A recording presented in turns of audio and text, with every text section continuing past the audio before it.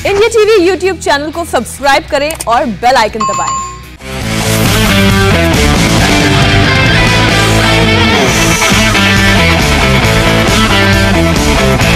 नमस्कार, आज की बात में आपका स्वागत है। जैसे जैसे कोरोना कम हो रहा है वैसे वैसे भीड़ बढ़ती जा रही है। आज भी हिल स्टेशन से, बाजारों से भीड़ की तस्वीरें सामने आई। अब सबके मन में सवाल है, क्या कोरोना की तीसरी लहर दस्तक देने वाली है? क्या थर्ड वेव सेकंड वेव से ज्यादा खतरनाक होगी? इसको रोकने के लिए सरकार की क्या तैयारी है? आज इसी थर्ड वेव का जिक्र सुप्रीम कोर्ट ने भी किया। सुप्रीम कोर्ट में जस्टिस रोहिंटन नरीमन ने आज सुबह के अखबार में छपी खबर का जिक्र किया। उन्होंने कहा कि प्रधानमंत्री ने तो कहा कि तीसरी लहर को लेकर हम जरा भी लापरवाही नहीं कर सकते। कोर्ट ने पूछा, प्रधानमंत्री के आगाह करने के बावजूद उत्तर प्रदेश की सरकार ने कांवड़ यात्रा जारी रखने का फैसला क्यों किया? जस्टिस नरीमन ने कहा कि उत्तराखंड ने इस साल कांवड़ यात्रा की इजाजत देने से इनकार कर दिया, पर उत्तर प्रदेश की राय अलग क्यों है? सुप्रीम कोर्ट में जस्टिस बी.आर. गवई ने आज प्रधानमंत्री के उस बयान का जिक्र किया जिसमें मोदी ने कहा था, जब लोगों ने पूछा कि कोविड की तीसरी लहर कब आएगी, तो उन्होंने कहा था कि उसे रोकना हमारे ऊपर है। हिल स्टेशन में, मार्केट में बिना मास्क पहने भारी भीड़ का उमड़ना चिंता का विषय है और यह ठीक नहीं है। प्रधानमंत्री मोदी की इसी बात की बैकग्राउंड में जस्टिस नरीमन ने आज सॉलिसिटर जनरल तुषार मेहता से पूछा, आज अखबार में यह खबर देखने के बाद हमें इस बात पर चिंता हुई कि कोविड-19 संक्रमण के बीच उत्तर प्रदेश ने कांवड़ यात्रा जारी रखने का फैसला क्यों किया? एक तरफ तो सरकार ने कोरोना से लड़ने के लिए सख्ती की जरूरत बताई है और वहीं यूपी की सरकार ने कांवड़ यात्रा को मंजूरी दे दी है। सुप्रीम कोर्ट ने कहा कि 25 जुलाई को कांवड़ यात्रा की शुरुआत हो, इससे पहले इस मामले में सुनवाई होना जरूरी है। इसलिए कोर्ट ने केंद्र सरकार, उत्तर प्रदेश सरकार और उत्तराखंड सरकार तीनों से शुक्रवार तक जवाब देने को कहा। अब नोट करने वाली बात यह भी है कि इस मामले में किसी ने केस फाइल नहीं किया, किसी ने कोर्ट से शिकायत नहीं की। सुप्रीम कोर्ट ने अखबार पढ़कर अपने आप इस मामले का संज्ञान लिया। अब यूपी, उत्तराखंड और केंद्र सरकार से जवाब मिलने के बाद सुप्रीम कोर्ट यह तय करेगा कि उत्तर प्रदेश में कांवड़ यात्रा होगी या नहीं। लेकिन हैरानी की बात यह है कि यूपी सरकार के मंत्री आज भी ये कहते रहे कि सरकार ने सारे खतरों को असेस करने के बाद, सारी एहतियात बरतने के बाद कांवड़ यात्रा का फैसला किया है। सुप्रीम कोर्ट रोक लगा दे तो अलग बात है, वरना 25 जुलाई से कांवड़ यात्रा जरूर होगी। हमारी बातचीत जब उत्तराखंड से हुई थी तो उस समय ये उत्तराखंड ने अपने कांवड़ यात्रा पर रोक नहीं लगाए थे और हमने अपना तैयारी कर ही लिया था। कांवड़ संगठन से बात करके पूरी तैयारी हमारी हो भी गई है। 25 तारीख के पहले जो भी हमको प्रिकॉशन लेने हैं, RT-PCR का जो प्रोटोकॉल है या एंटीजन का प्रोटोकॉल है, उसका टेस्टिंग कराना, दूरी बनाए रखना, ये उत्तर प्रदेश सरकार की जिम्मेदारी है। तो हम उसको ठीक प्रकार से इसका मैनेजमेंट करेंगे, क्योंकि ये तो एक आस्था का विषय है और हर साल की तरह आज भी 25 तारीख से इस साल भी कोविड यात्रा प्रारंभ होने जा रहा है। तो ये सुनिश्चित करना कि ये यात्रा भी हो, उनके आस्था का जो विषय है उस पर भी पूरा कोई ठेस न पहुंचे और साथ साथ में पूरा कोविड का प्रोटोकॉल को ध्यान देते हुए हम लोग इस काम को चलाएंगे। सुप्रीम कोर्ट का जो भी निर्णय आएगा उसका तो पालन सभी लोग करेंगे।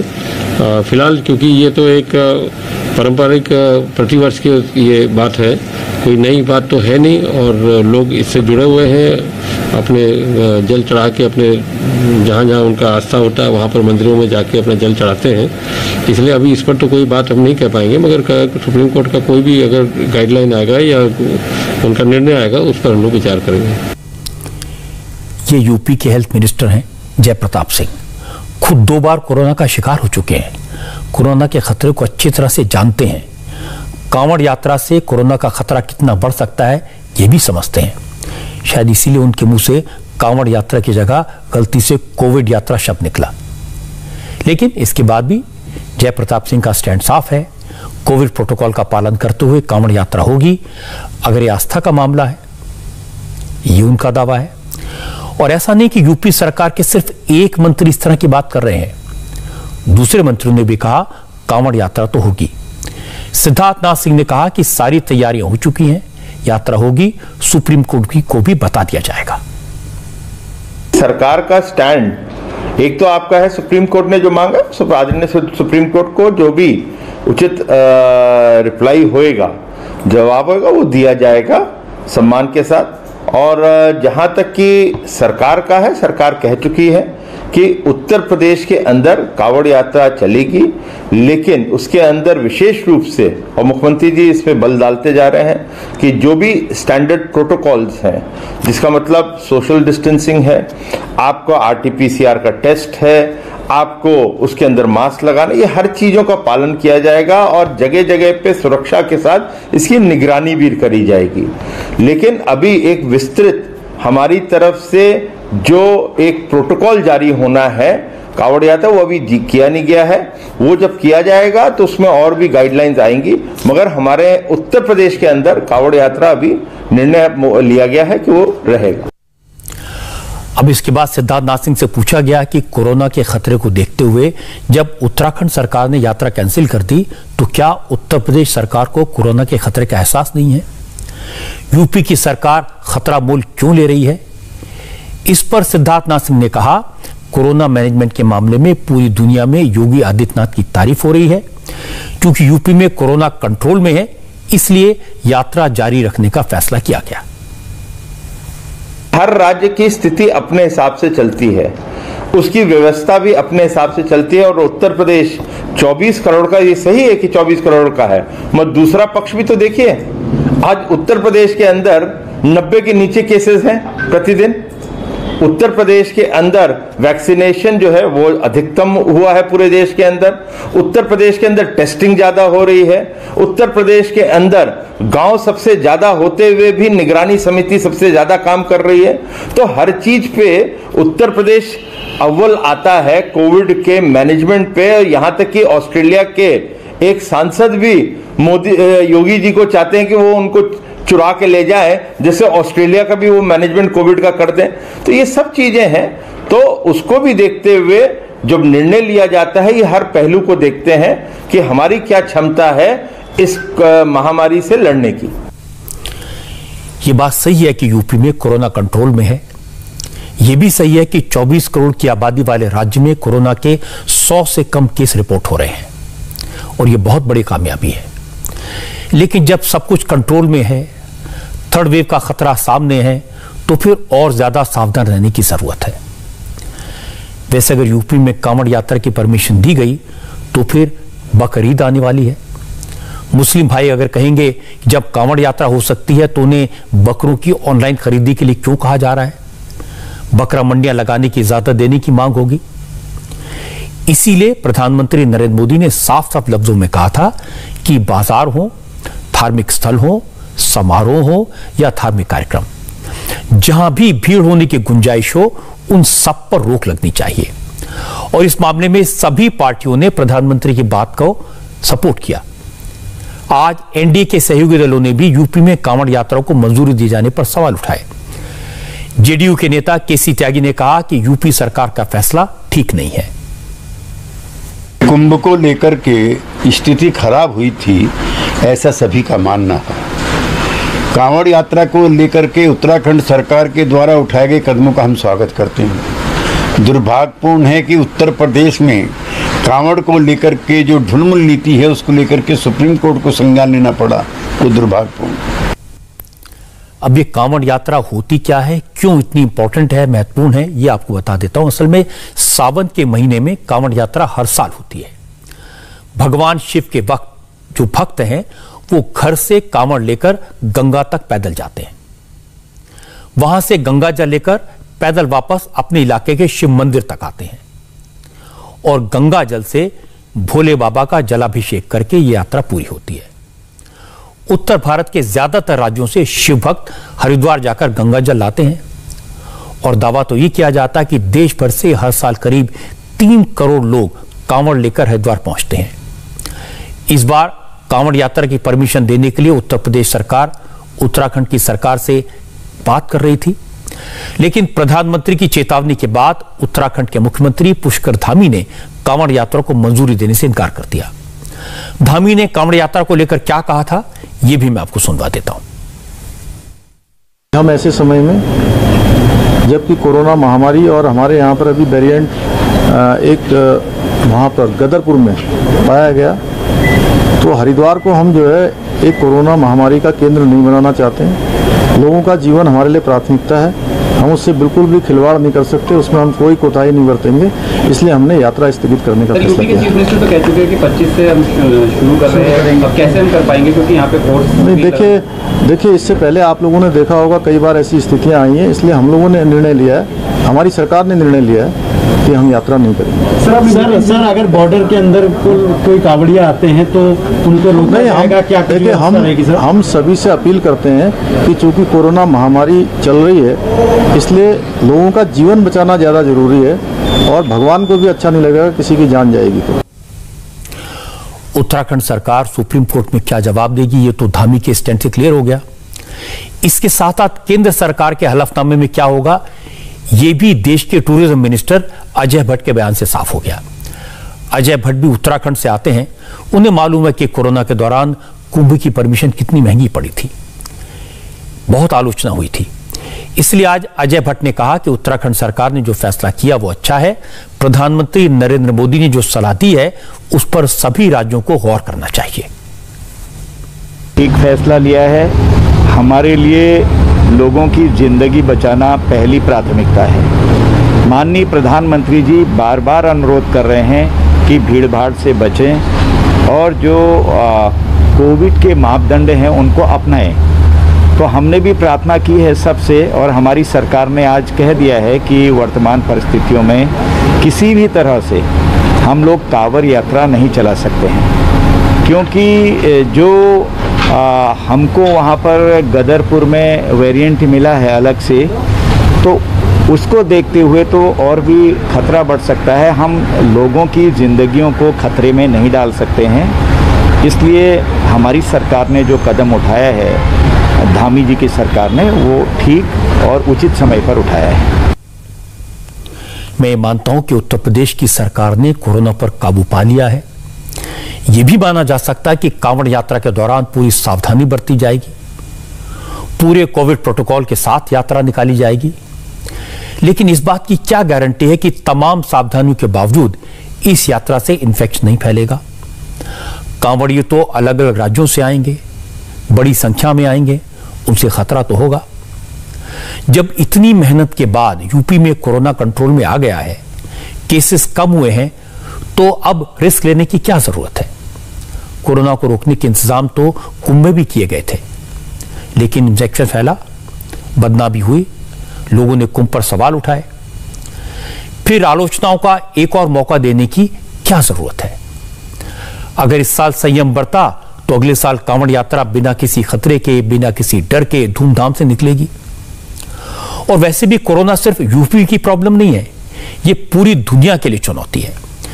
इस वक्त पूरे देश का सारा फोकस वैक्सीनेशन पर होना चाहिए, क्योंकि पूरी दुनिया यही कर रही है।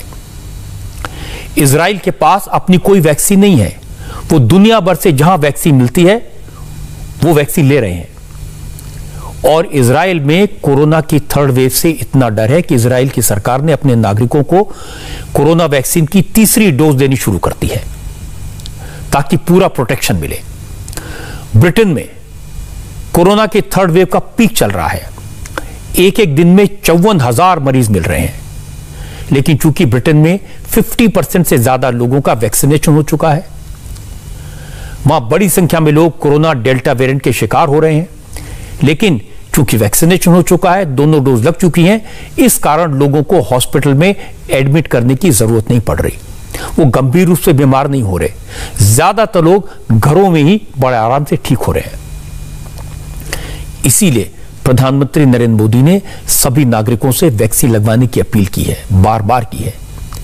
लेकिन मुश्किल है कि कोरोना के डर से ज्यादातर लोग अब जल्दी से जल्दी वैक्सीन लगवाना चाहते हैं, और सरकार फ्री वैक्सीन प्रोवाइड भी कर रही है। इस चक्कर में वैक्सीन कम पड़ने लगी है और भीड़ बढ़ने लगी है। आप तस्वीरें देखेंगे तो हैरान हो जाएंगे। सबसे पहले आपको बिहार के गोपालगंज की तस्वीरें दिखाता हूं। तस्वीरें देखकर आपको लगेगा कि लोग यहां कोरोना का सुरक्षा कवच नहीं, कोरोना वायरस लेने आए हैं। ये तस्वीरें वैक्सीनेशन सेंटर की हैं। यहां एक छोटे से हॉल में सैकड़ों लोग घुस गए। हालांकि लाइन लगी थी, लेकिन धक्का मुक्की हो रही थी। अगर 2 गज की दूरी का पालन होता तो इस हॉल में 50 लोग रह सकते हैं, लेकिन यहां सैकड़ों लोग मौजूद थे। क्या बुजुर्ग, क्या महिलाएं, क्या नौजवान, सब टीका लगवाने की जल्दी में थे। और इस चक्कर में कुछ ही देर के बाद अफरा तफरी की हालत बन गई, धक्का मुक्की शुरू हो गई। अब सवाल था कि आखिर इतने लोग कैसे आ गए, कहां से आ गए? क्योंकि अब ज्यादातर जगहों पर कोरोना वैक्सीन की सेकेंड डोज के लिए स्लॉट बुक करने की जरूरत नहीं है, वॉक इन है, जाइए और वैक्सीन डोज ले लीजिए। सरकार दावा कर रही कि वैक्सीन की कमी नहीं है, सबको वैक्सीन दी जाएगी। लेकिन हैरानी की बात यह कि इस हॉल में बहुत से लोग ऐसे थे जो 20 दिन से लगातार आ रहे हैं, लेकिन अब तक उन्हें वैक्सीन की सेकेंड डोज नहीं मिल पाई, क्योंकि जब तक नंबर आता है तब तक वैक्सीन खत्म हो जाती है। कुछ लोगों ने बताया कि वो सुबह 4 बजे से वैक्सीन की लाइन में लग जाते हैं, 10 बजे वैक्सीनेशन शुरू होता है और दोपहर होते होते वैक्सीन खत्म होने का बोर्ड लगाकर वैक्सीनेशन सेंटर का स्टाफ गायब हो जाता है।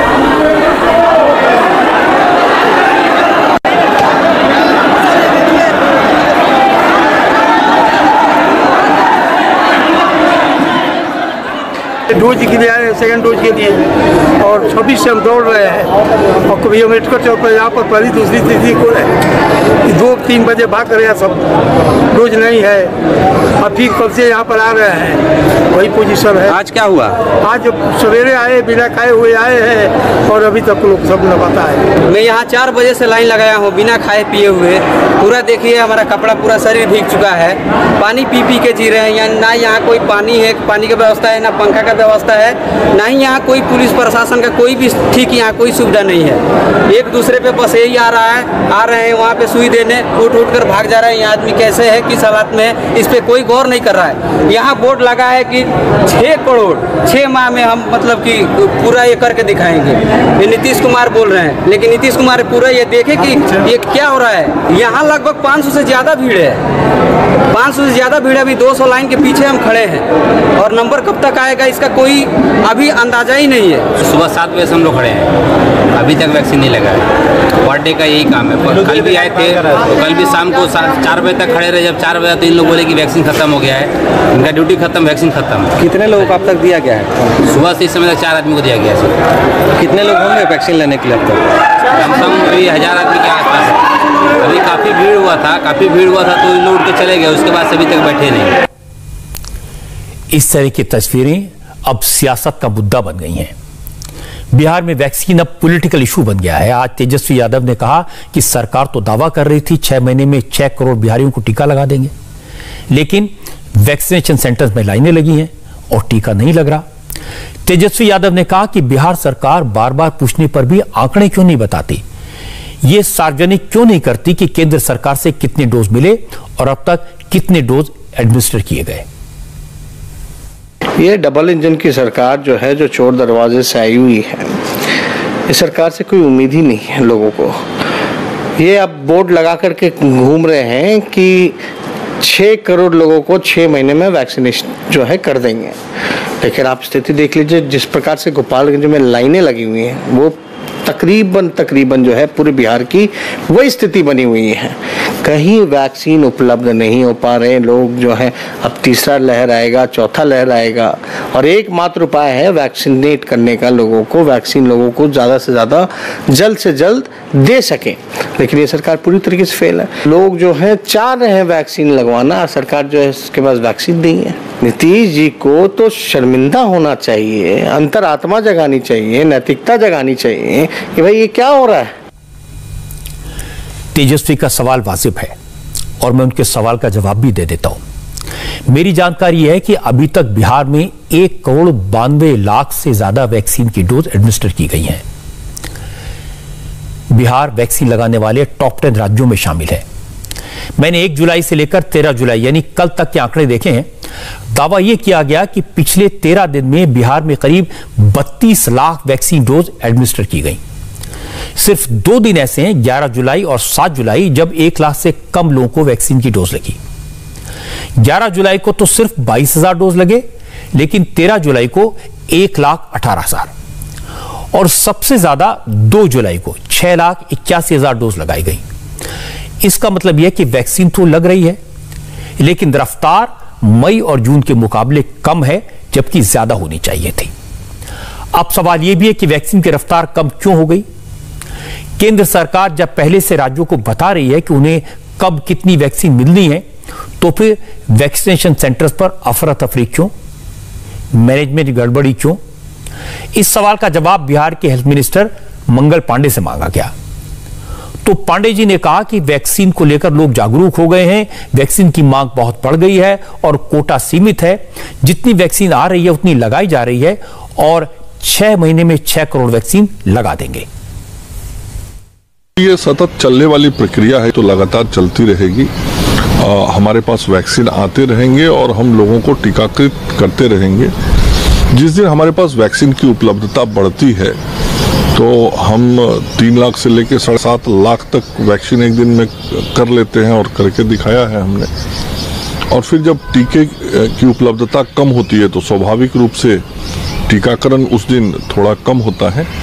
लेकिन ओवरऑल जो हम लोगों ने 6 माह 6 करोड़ का टारगेट किया है, वो ये सारी परिस्थितियों को ध्यान में रख के किया, क्योंकि हम लोग को पहले से मालूम है कि जुलाई के महीने में कितना टीका का उत्पादन होगा, अगस्त, सितंबर, अक्टूबर, इस सारे महीने में कितने टीका का मैन्युफैक्चरिंग होना है और हर महीने में ये उत्पादन बढ़ते जाना है। तो उसी आधार पे हम लोगों ने तय किया कि हम लोग संपूर्ण देश में या संपूर्ण राज्य के सभी लोगों को दिसंबर तक टीकाकृत कर पाएंगे।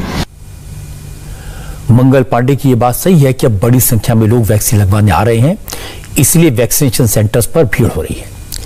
लेकिन कोरोना के वक्त भीड़ को कंट्रोल करना, कोरोना के प्रोटोकॉल को फॉलो करवाना, यह भी तो सरकार का काम है, यह भी तो पांडे जी का काम है। और यह सिर्फ बिहार में नहीं है, गोपालगंज जैसी तस्वीरें मध्य प्रदेश के राजगढ़ से भी आई हैं। यहां तो वैक्सीन सेंटर पर इतने लोग आ गए कि वैक्सीन लगाने वाली टीम डरकर भाग गई। असल में मध्य प्रदेश की सरकार ने बीते 3 दिनों में वैक्सीन की सप्लाई जिलों को नहीं की। इसकी वजह से भीड़ बढ़ती चली गई। नतीजा यह हुआ है कि जिस मध्य प्रदेश में 21 जून को 17 लाख वैक्सीन की डोज लगी थी, उसी राज्य में 10 जुलाई को 7 लाख से ज्यादा वैक्सीन लगी, मगर पिछले 2 दिन में सिर्फ 40,000 टीके लगे। हालांकि आज मध्य प्रदेश में एक बार फिर से टीकाकरण की रफ्तार बढ़ी, 3,70,000 से ज्यादा लोगों को टीका लगा। लेकिन इसके बावजूद कुछ वैक्सीन सेंटर्स ऐसे हैं जहां पर बड़ी बड़ी लाइनें लगी थी। लोग सुबह से वैक्सीन लगने का इंतजार कर रहे थे। जैसे ही वैक्सीन का सेंटर खुला, लोग वैक्सीनेशन के लिए टूट पड़े, हंगामा हो गया। हालत यह हो गई कि पुलिस को मौके पर पहुंचकर क्राउड को कंट्रोल करना पड़ा। अब लोगों की संख्या ज्यादा थी, वैक्सीन की डोज कम थी और लोग नाराज हो गए। इसके बाद तो स्थिति ऐसी हो गई कि पुलिस को लोगों से हाथ जोड़कर रिक्वेस्ट करनी पड़ी कि अब वैक्सीन का जो स्टॉक है वो हमारे पास नहीं है, इसलिए वापस घर चले जाएं। देखो ये तो नहीं, ये कोई चुनाव तो नहीं हो, ये तो सबको काम होगा। यहाँ में अगर तुम भड़ करोगे, आप लोग को कोई मतलब नहीं रहेगी। अपना शांति से काम करना, जिससे कि सबका काम हो जाए। अगर आप लोग चाहते हो नहीं लगना, तो फिर क्या है, वो चलेगा उठ के, बेचारे डर के मारे चलेगा लो। अब ये है कि ये बता रहा है, ये स्वास्थ्य विभाग वाले बता रहे हैं कि वैक्सीन खत्म हो गया। अब वैक्सीन खत्म हो गया तो अपन कहीं कर सके भाई, ये बताओ। अब अगली बार जब भी जैसे वैक्सीन का वो आएगा तो आप लोग को बुला लिए, आप लोग आ जाए, लगवा ले। वैक्सीन खत्म हो गया, अपन क्या कर सकते हैं? आप लोगों से हाथ जोड़ के निवेदन है मेरा, कुछ हो नहीं सकता। वैक्सीन नहीं तो कहाँ से लगवाएंगे बताओ? नहीं सर, पहले ऐसा करवाना चाहिए ना, किसी पुलिस सेंटर को यहाँ पे खड़ा रखना चाहिए। लोग इतनी बदतमीजी करते हैं, लेडीजों को अनशन धक्का दे रहे हैं, ये तो गलत चीज। व्यवस्था तो बहुत गड़बड़ है यहाँ। चलिए नेक्स्ट टाइम से अब नहीं होगा, आप तो माफ कर दीजिए। किसी को सभी लोगों को, अस्पताल वालों को, बेचारा ये महिलाओं को ये लगी सेवा में, है ना। आपसे मैं निवेदन करता हूँ, हाथ जोड़ के सबको माफ कर दीजिए, ठीक है? अगली बार नहीं होगा ऐसा, ठीक है? मान गए आप लोग, मान रहे कि नहीं वैक्सीन नहीं लग पाएगा, खत्म हो गया इनके बाद भाई, ठीक है? अभी आप लोग जाइए। आपने देखा पुलिस ने कैसे हाथ जोड़कर लोगों को मनाया। हमारे संवाददाता अनुराग अमिताभ ने मध्य प्रदेश के मेडिकल एजुकेशन मिनिस्टर से पूछा वैक्सीन की कमी क्यों हो रही है? इस पर विश्वास सारंग ने कहा कि वैक्सीन की कमी कहना ठीक नहीं है, लोगों में उत्साह ज्यादा है, जोश ज्यादा है, इसलिए कुछ जगहों पर भीड़ हो जाती है।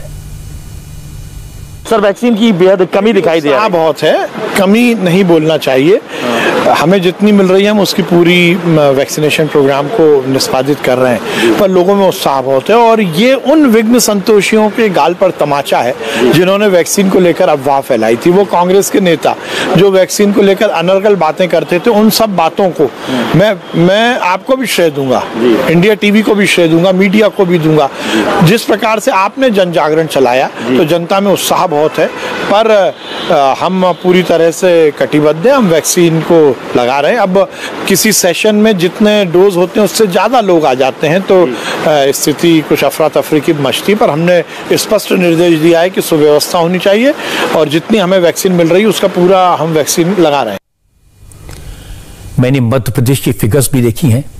अब तक कुल करीब 2.5 करोड़ वैक्सीन की डोज लगाई जा चुकी हैं। पिछले 13 दिन में यानी 1 जुलाई से 13 जुलाई तक करीब 37 लाख डोज दी गई, यानी करीब 3 लाख डोज रोज का एवरेज है। अब चूंकि मध्य प्रदेश में एक दिन छोड़कर वैक्सीनेशन होता है, इसलिए जब फिगर्स देखते हैं तो 1 जुलाई को 10 लाख डोज लगी, फिर 3 जुलाई को 2.5 लाख, फिर 5 जुलाई को 4.5 लाख, 7 जुलाई को 4.5 लाख, 8 जुलाई को 7.5 लाख और 10 जुलाई को 7.5 लाख। यानी वैक्सीन के डोज तो हैं, लेकिन वैक्सीनेशन सेंटर्स पर मैनेजमेंट की कमी दिखाई देती है। वैक्सीन की कमी की खबरें महाराष्ट्र और दिल्ली से भी आ रही हैं। इन राज्य सरकारों का कहना है कि वो एक दिन में 10 लाख वैक्सीन डोज लगा सकते हैं, लेकिन वैक्सीन कम मिल रही है। महाराष्ट्र में आज करीब 4 लाख लोगों को टीके लगे, जबकि दिल्ली में यह फिगर 1 लाख से कम रहा। हालांकि वैक्सीन की कमी का हवाला देते हुए पिछले दिनों मुंबई और दिल्ली जैसे शहरों में कई वैक्सीन सेंटर्स बंद किए जा चुके हैं। महाराष्ट्र सरकार का कहना है कि टीका लगाने वालों की संख्या लगातार बढ़ रही है, ज्यादा लोग वैक्सीन सेंटर्स पर आने लगे हैं, इस वजह से कई बार लोगों को वैक्सीन नहीं लग पाती। महाराष्ट्र के हेल्थ मिनिस्टर ने कहा क्योंकि महाराष्ट्र लगातार तेजी से वैक्सीनेशन कर रहा है, इसलिए सरकार को चाहिए कि ज्यादा से ज्यादा संख्या में महाराष्ट्र को वैक्सीन एलोकेट की जाए। राजेश टोपे ने कहा कि वो दिल्ली में जाकर हेल्थ मिनिस्टर से बात करेंगे, मनसुख मांडविया से मिलेंगे और ज्यादा वैक्सीन की मांग करेंगे। 3 करोड़ वैक्सीन पर मंथ हमारी कैपेसिटी है और अगर हमें वो मिलती है तो हम जल्द से जल्द महाराष्ट्र को वैक्सीनेट कर पाएंगे। आज जो परिस्थिति है वो ऐसी है कि 2-3-4 दिन के बाद वैक्सीन थोड़ी बहुत मात्रा में आती है। वह मात्रा हम पूरे राज्य में 36 जिलों में हम जो उसका डिस्ट्रीब्यूशन करते हैं तो उसमें हर एक दिन हम 1-2 लाख के ऊपर कर नहीं पा रहे, जो कि कैपेसिटी मिनिमम 10 लाख से मैक्सिमम 15 लाख है। तो हम 1-2-3 लाख कर पा रहे हैं। मुझे लगता है लोग भी बहुत अवेयर हो गए हैं और लोग अभी कतार में खड़े होके वैक्सीनेट करना चाहते हैं। अभी एक ही है कि हम मांग कर रहे हैं। हम नए मंत्री जो है हमारे मुंशी जी, उनकी मेरी बहुत अच्छी जान पहचान भी है, उनसे मैंने कई बार फ़ोन पे भी बात किया है। मैं उनको कॉन्ग्रेचुलेट करने भी ज़रूर दिल्ली जाने वाला हूं और तब मैं ये भी मांग रखूंगा स्वास्थ्य मंत्री की हैसियत से कि महाराष्ट्र को जितनी मात्रा में वैक्सीन आज ज़रूरत है उतनी ज़रूर देना चाहिए, ऐसी मांग मैं ज़रूर करूँ। राजेश टोपे केंद्र सरकार से वैक्सीन की ज़्यादा डोज मांगे, ये उनका हक है, लेकिन वो शिकायत नहीं कर सकते क्योंकि अब तक देश में वैक्सीन की सबसे ज़्यादा डोज महाराष्ट्र को मिली है। और यह भी सही है कि वैक्सीन लगाने के मामले में भी महाराष्ट्र नंबर 1 है। अब तक महाराष्ट्र में 3 करोड़ 77 लाख से ज्यादा वैक्सीन डोज एडमिनिस्टर की जा चुकी है। महाराष्ट्र सरकार के जो आंकड़े हैं उनके मुताबिक पिछले 13 दिन के दौरान महाराष्ट्र में करीब 50 लाख डोज लगाई गई, यानी हर रोज 4 लाख से ज्यादा। लेकिन यह भी ठीक है कि महाराष्ट्र के कई इलाके ऐसे हैं जहां वैक्सीनेशन सेंटर्स अक्सर वैक्सीन की कमी के कारण बंद मिलते हैं, और यही हाल राजस्थान का भी है। यह तस्वीरें राजस्थान के बूंदी की हैं। वैक्सीन के लिए लंबी लाइन है, लेकिन वैक्सीन नहीं है। ये लोग भी कई दिन से वैक्सीनेशन सेंटर में पहुंच रहे हैं, लेकिन नंबर नहीं आता। हालांकि जब से वैक्सीनेशन ड्राइव शुरू हुई है तभी से राजस्थान सरकार की शिकायत रही है कि उसे जरूरत के हिसाब से कम वैक्सीन मिल रही है। तो मैंने आंकड़े देखे, पता चला कि राजस्थान में 4 जुलाई से 13 जुलाई तक 7 दिन ऐसे थे जिसमें एक भी दिन 1 लाख से ज्यादा टीके नहीं लगे। सिर्फ 3 जुलाई को 8 लाख और कल यानी 13 जुलाई को 4 लाख से ज्यादा वैक्सीन एडमिनिस्टर की गई। हालांकि राजस्थान सरकार का कहना है कि वो तो 10 लाख से ज्यादा वैक्सीन एक दिन में लगा सकते हैं, उनकी तैयारी है, लेकिन करें क्या, केंद्र सरकार से जितनी वैक्सीन मिलती है उतनी ही लगा पाते हैं। वैक्सीन की शॉर्टेज है, जितनी वो देते हैं हम लगा देते हैं। जब नहीं होती है वैक्सीन तो हमें बोर्ड लगाना पड़ता है कि आज वैक्सीन उपलब्ध नहीं है तो हम साइट्स बंद रखेंगे। तो ये भारत सरकार को बार बार अनुरोध कर रहे हैं। ऐसा रवैया क्यों राजस्थान की तरफ? राजस्थान मुख्यमंत्री जी ने चिट्ठी लिखी प्रधानमंत्री जी को कि हमें कम से कम जुलाई के महीने में 1.5 करोड़ वैक्सीन की जरूरत पड़ेगी, और अगर 15 लाख वैक्सीन पर डे लगाने की हमारी क्षमता है तो हमको कम से कम 4 दिन का एडवांस आप दे दो। जब वो खत्म हो जाए फिर अगले 4 दिन का दे दो। राजस्थान को अगर टाइम बाउंड वैक्सीनेट करना है तो वैक्सीन की तो पर्याप्त मात्रा में आपूर्ति भारत सरकार को करनी पड़ेगी। थर्ड वेव को टाला जा सकता है, टाइमली वैक्सीनेट कर दें हम लोगों को, और आप कोविड एप्रोप्रिएट बिहेवियर की पालना करें। रघु शर्मा की बात बिल्कुल सही है कि अगर कोविड एप्रोप्रिएट बिहेवियर का पालन करें और लोगों को वैक्सीन लगा दें तो हम तीसरी लहर को टाल सकते हैं, इससे देश को बचा सकते हैं। और यह बात मानने की है कि वैक्सीन को लेकर लोगों में जागरूकता बढ़ी है। सेकेंड वेव के बाद लोगों के मन में डर भी पैदा हुआ है, लेकिन यह भी सही है कि कोरोना की थर्ड वेव को लेकर लोगों के मन में काफी डर है। और इन सब बातों की वजह से वैक्सीनेशन के प्रति लोगों में रुझान जबरदस्त है। लोग जल्दी से जल्दी वैक्सीन लगवाना चाहते हैं, दोनों डोज लगवाना चाहते हैं, लेकिन यह मानना पड़ेगा कि जिस रफ्तार से वैक्सीन लगवाने वालों की संख्या बढ़ी है, डिमांड बढ़ी है, उसके हिसाब से वैक्सीन की काफी कमी है। 3 जुलाई के बाद से वैक्सीनेशन रफ्तार में काफी कमी आई है। राज्यों को वैक्सीन देने की नई पॉलिसी आने के बाद, लोगों को फ्री वैक्सीन का अभियान शुरू होने के बाद 21 जून से 27 जून तक 4 करोड़ डोज एडमिनिस्टर की गई, पर 5 जुलाई से 11 जुलाई के बीच 2 करोड़ 30 लाख लोगों को ही वैक्सीन लग पाई। अगर इस साल के आखिर तक सारे एलिजिबल लोगों को वैक्सीन की दोनों डोज लगानी है, सारे लोगों को फुल्ली वैक्सीनेट करना है, तो कम से कम 80 लाख डोज रोज लगाने की जरूरत है। लेकिन जुलाई के महीने में कुल 13 करोड़ 50 लाख डोज उपलब्ध होंगी, यानी एवरेज 45 लाख लोगों को हर रोज वैक्सीन दी जाएगी, कि जो हमारा डेली टारगेट है 80 लाख डोज लगाने का, उससे काफी दूर है। कोविशील्ड और कोवैक्सीन दोनों से जितनी प्रोडक्शन की उम्मीद थी उससे कम हो रहा है, इसमें कोई सरकार कुछ नहीं कर सकती। स्पुतनिक वी हमारे यहां बननी शुरू होनी थी, 1 साल में 30 करोड़ डोज बनेंगी यह कहा गया है, लेकिन इसका पहला बैच सितंबर में रोल आउट होगा। अमेरिका से जो वैक्सीन आनी थी वो अभी भी कानूनी दावपेच में फंसी है। उन्हें इम्यूनिटी चाहिए कानून से, केसेस से, लेकिन यह कहना पड़ेगा कि अब तक 38 करोड़ से ज्यादा लोगों को वैक्सीन की 1 डोज लग चुकी है। यह दुनिया में सबसे ज्यादा है, लेकिन कम है क्योंकि हमारी जनसंख्या ज्यादा है। हमारे यहां इतने लोग हैं कि आप कुछ भी बना लें, कितने भी इंतजाम कर लें, सब कुछ कम पड़ जाता है। शायद इसीलिए इस वक्त देश में जनसंख्या नियंत्रण को लेकर बहस छिड़ी हुई है। असम में बीजेपी सरकार ने पॉपुलेशन कंट्रोल कानून बना दिया। यूपी में पॉपुलेशन पॉलिसी का ड्राफ्ट तैयार है। जनसंख्या नियंत्रण कानून का ड्राफ्ट भी आयोग ने वेबसाइट पर डाल दिया है। और योगी आदित्यनाथ की सरकार ने संकेत दिए हैं कि यूपी में जनसंख्या कानून लागू करेंगे, और इसके बाद से कई राज्यों में जनसंख्या नियंत्रण कानून की मांग उठने लगी है। और खास बात है कि ज्यादातर राज्यों में बीजेपी के नेता ये मांग कर रहे हैं और दूसरे दलों के नेता इसे राजनीति से प्रेरित बताकर खारिज कर रहे हैं। लेकिन आज कांग्रेस के नेता, राजस्थान के हेल्थ मिनिस्टर रघु शर्मा ने इंटरेस्टिंग बात कही। उन्होंने कहा कि जितनी प्रॉब्लम दिख रही हैं उन सबकी जड़ में पॉपुलेशन ही है। जनसंख्या के बोझ से सिस्टम दब गया है, हर चीज कम पड़ने लगी है, इसलिए कंट्रोल तो जरूरी है। हालांकि रघु शर्मा ने यह नहीं कहा कि जनसंख्या पर लगाम लगाने के लिए कानून बनना चाहिए, लेकिन उन्होंने कहा कि हम दो हमारे दो तो पुराने वक्त का नारा है। अब तो वक्त ऐसा है जब नारा होना चाहिए हम दो एक हमारा एक। बढ़ती हुई आबादी तो आज देश के लिए चिंता की बात है ही है। आज महामारी के दौर में चाहे वैक्सीनेशन की बात हो, चाहे डेवलपमेंट की बात हो, हर पे प्रतिकूल असर पड़ता है। समय आ गया है जब देश को ये सोचना पड़ेगा कि हमारे देश की आबादी को हम कैसे नियंत्रित रखेंगे ताकि आने वाली जनरेशन को बेहतर शिक्षा, चिकित्सा, बेहतर जीवन यापन के साधन उपलब्ध हो सके। एक ज़माना था जब ये कहा जाता था कि हम दो हमारे दो।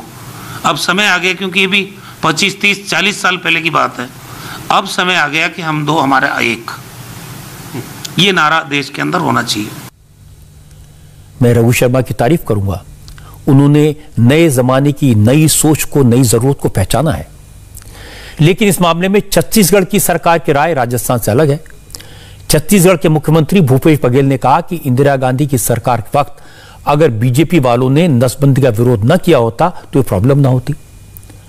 लेकिन सवाल यह था अब क्या किया जा सकता है। इस पर भूपेश बघेल ने कहा कि सिर्फ कानून बनाने से कुछ नहीं होगा, पॉपुलेशन कंट्रोल के लिए जन जागरूकता जरूरी है। यही भारतीय जनता पार्टी है।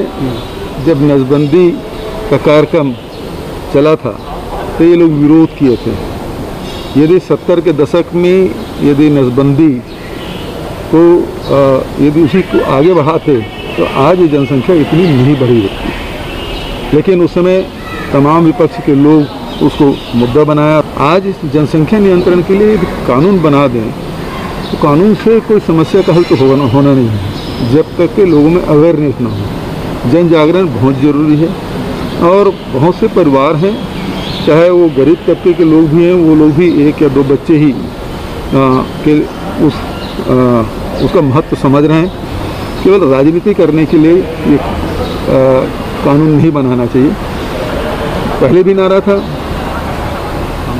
हम दो हमारे दो, 2 या 3, तो वो जो अभियान है उसे फिर से चलाया जाना चाहिए और जन जागरण के माध्यम से ही इसे रोका जाना चाहिए।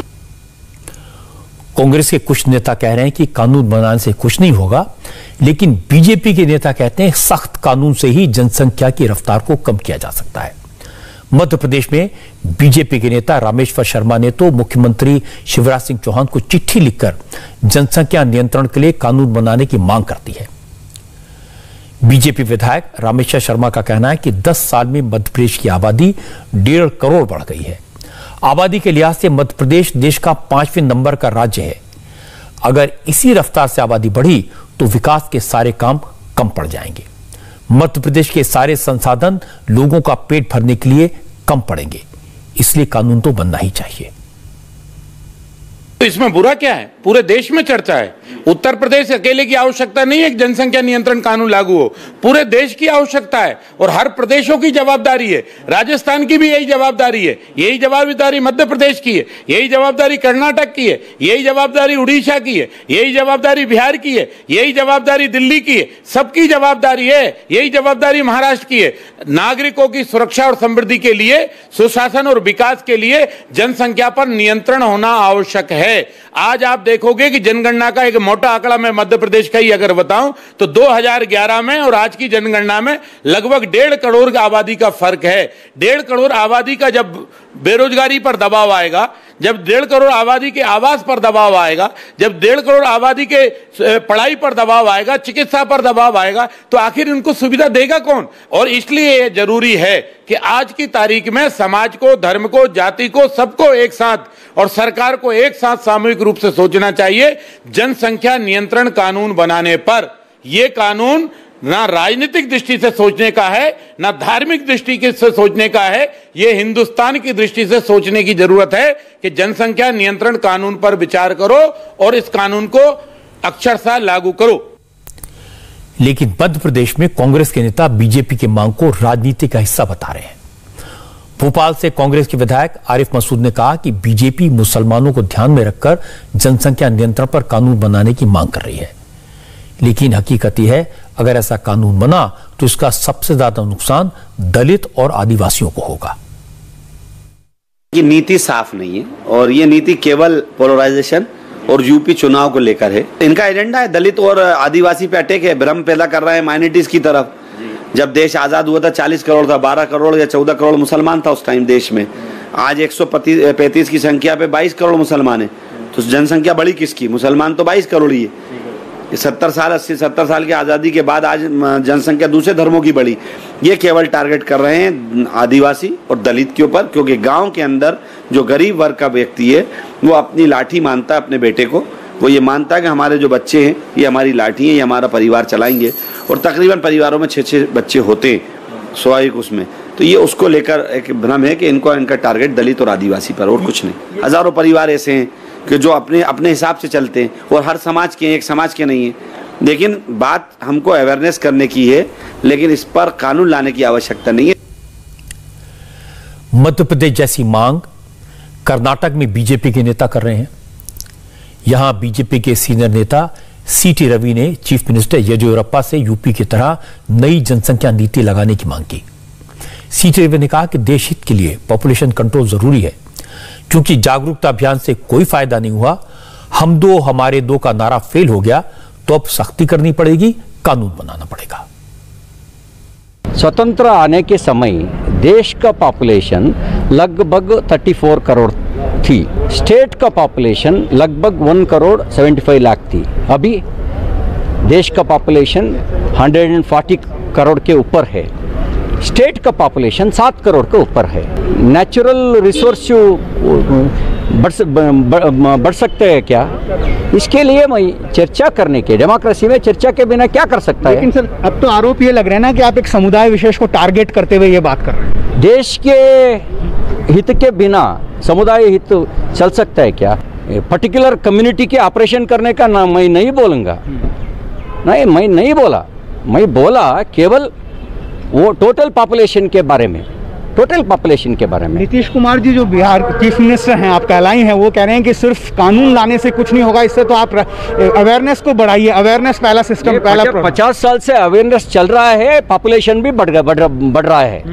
सर हम दो हमारे दो अवेयरनेस का कैंप चल रहा है, बट कुछ लोग हम 5 हमारा 50 भी चल रहा है। यूपी इलेक्शंस हैं, इसीलिए आप ये बयान उठा रहे हैं, अब ये बात आ रही है। इलेक्शन केवल के लिए बीजेपी नहीं है, बीजेपी देश हित के लिए है। कर्नाटक में भी कांग्रेस के नेताओं ने जनसंख्या नियंत्रण पर कानून का विरोध किया, और इसमें कोई हैरानी की बात नहीं है। मध्य प्रदेश और कर्नाटक में बीजेपी की सरकार है, कांग्रेस विपक्ष में है, इसलिए मध्य प्रदेश और कर्नाटक में पॉपुलेशन कंट्रोल पर जो सियासत हो रही है उस पर कोई आश्चर्य नहीं होता। लेकिन बिहार में जेडीयू और बीजेपी की मिलीजुली सरकार है। बिहार में बीजेपी पॉपुलेशन कंट्रोल के लिए कानून बनाने के पक्ष में है, लेकिन जेडीयू के नेता कह रहे हैं कि सिर्फ कानून बनाने से क्या होगा। जनसंख्या के मुद्दे पर बिहार की सियासत में आपको दिखाऊंगा, लेकिन एक ब्रेक के बाद। जनसंख्या पर कानून को लेकर यूपी के बाद सबसे ज्यादा बहस हो रही है बिहार में। नीतीश कुमार की सरकार में पंचायती राज मंत्री सम्राट चौधरी ने आज कहा कि बिहार में भी 2 चाइल्ड पॉलिसी लागू होनी चाहिए। जिन लोगों के 2 से ज्यादा बच्चे हों उनके पंचायत चुनाव लड़ने पर पाबंदी लगनी चाहिए। सम्राट चौधरी अब बीजेपी में है। इसी तरह बिहार में बीजेपी के दूसरे नेता हैं deputy chief minister Renu Devi और दूसरे deputy chief minister Tarkishore Prasad. इन दोनों ने भी पॉपुलेशन कंट्रोल को जरूरी बताया और यह कहा कि अगर जरूरत पड़े तो कानून बनाने में हर्ज नहीं है। जनसंख्या विस्फोट एक बड़ा मुद्दा है और हमारे संसाधन सीमित हैं, इसलिए अगर जनसंख्या की वृद्धि की रफ्तार तेज होगी तो उसका असर संसाधन पर पड़ता है। क्या बिहार में कानून ऐसा है? तो देखिए, अभी तो सरकार और समाज की अपेक्षा है कि लोग जनसंख्या नियंत्रण के लिए आवश्यक पहल करें, लेकिन जरूरत पड़ी तो कानून भी लाया जाए। मुख्यमंत्री नीतीश कुमार 2 दिन पहले कह चुके हैं कि सिर्फ कानून बनाने से कुछ नहीं होगा, जनसंख्या नियंत्रण के लिए जागरूकता जरूरी है। इसके बाद भी बीजेपी के ज्यादातर लोग पॉपुलेशन पॉलिसी की बात कर रहे हैं, जनसंख्या नियंत्रण के लिए कानून की मांग कर रहे हैं। इससे जेडीयू के नेता थोड़े परेशान हैं। आज केसी त्यागी ने कहा कि इस मुद्दे पर जेडीयू और बीजेपी के नेताओं की सोच में फर्क है और इसमें कुछ गलत नहीं है। हमारा गठबंधन करीबन को 25-30 साल पुराना, उससे पहले भी जो हमारे पुरखे हैं वो जनसंघ के नेताओं के साथ लंबे समय से काम करते रहे, इसलिए अलग राय रहते हुए भी हमारी अधिकांश सवालों पर सहमति होती है। हमारे भाजपा के मित्रों को ध्यान देना चाहिए कि नीतीश कुमार जी ने जनसंख्या बढ़ाने के लिए बयान नहीं दिया है। उनका मकसद है कि अकेले कानून बनाने भर से जनसंख्या नियंत्रण नहीं होगा, तो इसके लिए सोशल अवेयरनेस के प्रोग्राम चलाए जाने की भी आवश्यकता है, जिसमें महिलाओं का शिक्षित होना आवश्यक है। जो उत्तर प्रदेश का नियम है, कायदा कानून है, जो बिल है, उसके उन क्लोजेस का हमने समर्थन किया है, जिसमें इंसेंटिव देने की बात उन्होंने उन लोगों के लिए की है जिनके 2 या इससे कम बच्चे हैं। लेकिन सजाओं के जो प्रोविजंस हैं उस पर हमारी असहमति, इसमें लोकतंत्र में असहमति की गुंजाइश है। ये कोई नहीं कहता कि जनसंख्या पर कंट्रोल नहीं होना चाहिए, लेकिन इस बात को समझने की जरूरत है कि बीजेपी को छोड़कर ज्यादातर पार्टियों के नेता क्यों कहते हैं कि आबादी पर रोक लगाने की बात करेंगे तो नुकसान होगा। वो कहते हैं कि मुसलमान नाराज हो जाएंगे। और यह बात शुरू हुई थी 1975 में, इमरजेंसी के जमाने में। उस समय संजय गांधी ने पॉपुलेशन कंट्रोल का अभियान चलाया था।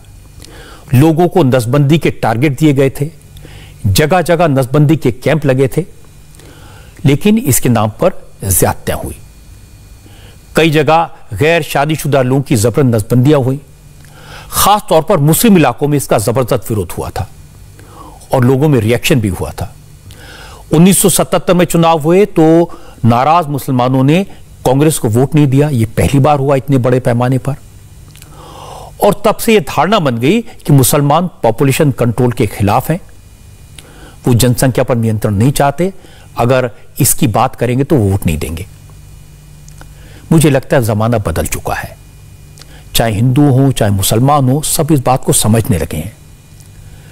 और इसीलिए जनसंख्या के सवाल को मजहब से, जाति से जोड़कर देखने की जरूरत नहीं है। जनसंख्या पर नियंत्रण जरूरी है, लेकिन जोर जबरदस्ती नहीं होनी चाहिए। कानून बनाने के साथ साथ लोगों को जागरूक करने की, समझाने की भी जरूरत है कि हम कितना अनाज पैदा कर लें, कितने घर बना लें, कितने हॉस्पिटल बना लें, कितने स्कूल कॉलेज खोल लें, कितनी रेल चला लें, बसें चला लें, सड़कें बना लें, सब कुछ कम पड़ जाता है। क्योंकि आबादी जिस तादाद से बढ़ती है, सुविधाएं उस रफ्तार से नहीं बढ़ सकती। भगवान न करे वो दिन आए जब जनसंख्या इतनी बढ़ जाए कि हमारे यहां अनाज, पानी, दवा कम पड़ने लगे और लोग इसके लिए आपस में लड़ने लगे। फिलहाल एक ब्रेक, और ब्रेक के बाद मैं आपको दिखाऊंगा कि कोरोना ने कितना कुछ बदल दिया है। खेल के मैदान की हैरान करने वाली तस्वीरें एक ब्रेक के बाद। कोरोना ने कितना कुछ बदल दिया है, ये आज क्रिकेट के मैदान पर भी दिखाई दिया। आज श्रीलंका की टीम के कोच पीपी किट, मास्क और ग्लव्स पहनकर मैदान में पहुंचे। कोच ने पीपी किट पहनकर श्रीलंका की टीम के खिलाड़ियों को काफी देर तक प्रैक्टिस कराई। क्रिकेट के मैदान से ऐसी तस्वीरें पहली बार सामने आई हैं। असल में कुछ दिन पहले श्रीलंका टीम के बैटिंग कोच ग्रांट फ्लावर और data analyst GT Niroshan corona positive पाए गए थे। इसके बाद श्रीलंका के क्रिकेट बोर्ड ने तय किया कि खिलाड़ियों को पीपी किट, मास्क के साथ कोचिंग करवाई जाए। मैं आपको बता दूं कि इस वक्त हमारी एक टीम श्रीलंका में वनडे मैच की सीरीज खेलने गई है। 13 जुलाई से मैच खेले जाने थे, लेकिन चूंकि श्रीलंकन टीम के बैटिंग कोच को कोरोना हो गया, इसलिए अब ये सीरीज अब 18 जुलाई से शुरू होगी। और अब वक्त हमारी स्पेशल रिपोर्ट का। पाकिस्तान के बॉर्डर पर अब तालिबान का कब्जा हो गया है। अफगानिस्तान में तालिबान की जीत के बाद इमरान खान परेशान हैं, उन्हें अमेरिका से डर लग रहा है। नमस्ते, मैं हूं मीनाक्षी जोशी। वीडियो और खबरों से अपडेट रहने के लिए India TV YouTube channel subscribe करें, बेल आइकन दबाना ना भूलें। जुड़े रहें इंडिया टीवी के साथ।